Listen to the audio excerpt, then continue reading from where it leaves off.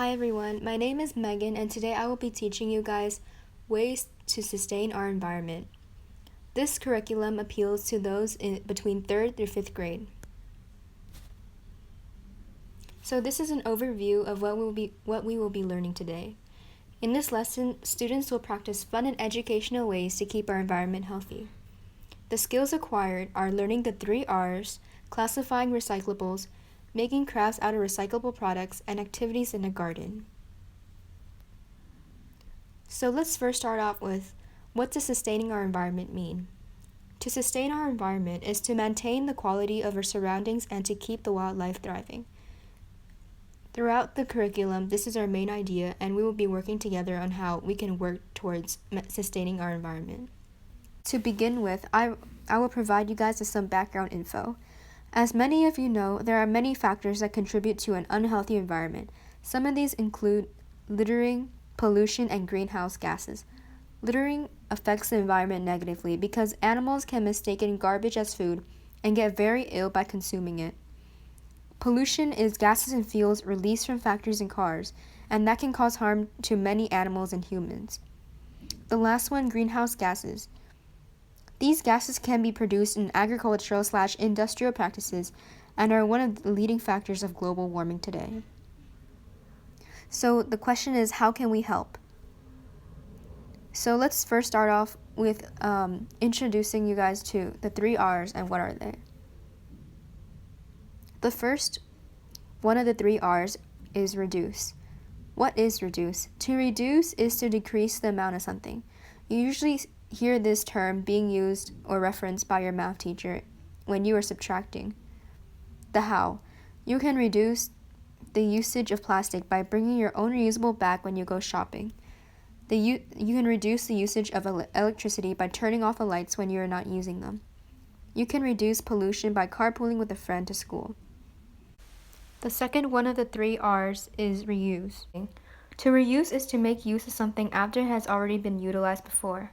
The how. You can reuse many things such as newspapers, magazines, plastic containers, egg cartons, and many more. The last one of the 3 R's is recycle. The what?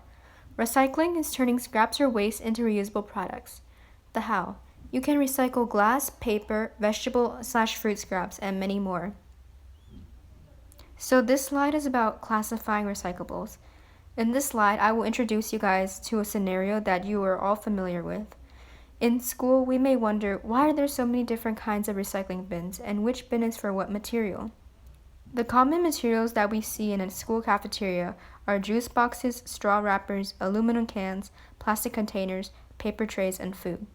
And to the right, you can see that I included an image of 4 different types of bins, and we are going to classify which materials go into which bin in the next slide. The sorting. The first question is, which ones go into the bin for waste? Leftover food will go into the bin for waste. What goes in the bin for plastics? Straws, plastic bags, straw wrappings, plastic utensils, plastic water bottles, and etc. would belong in the bin for plastics. What goes in the bin for paper? Napkins, paper juice boxes, paper lunch bags, and etc. would go into the bin for paper.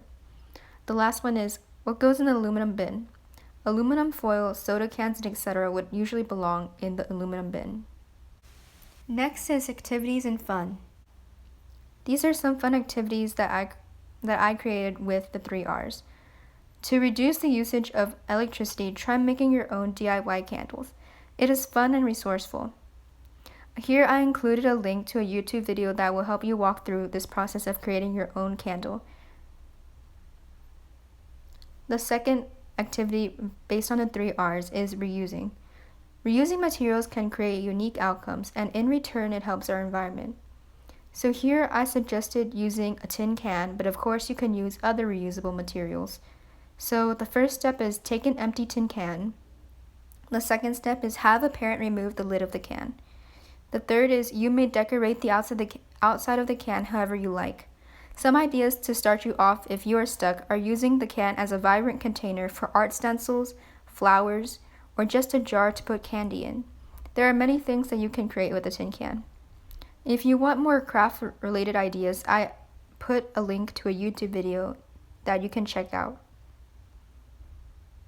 The last of the 3 R's is recycling.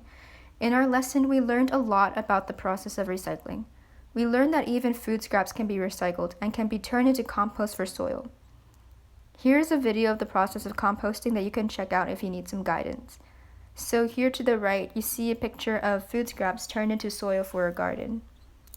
Another example that I provided is to remove the seeds of some vegetables/fruits and replant those seeds in your own garden to grow. Here's a video that shows how to grow various fruits and vegetables with seeds. I included a video that you can check out. Next, we have the appendix. Here I included links to worksheets and games based on a curriculum if you want to learn more on your own or just want some fun. About the author. My name is Megan Lee and I am a current rising junior. I am 16 years old and I live in the Bay Area. My favorite things to do in my free time are drawing scenery and listening to music.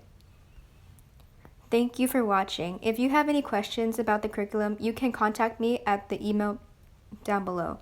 I hope you enjoyed this lesson.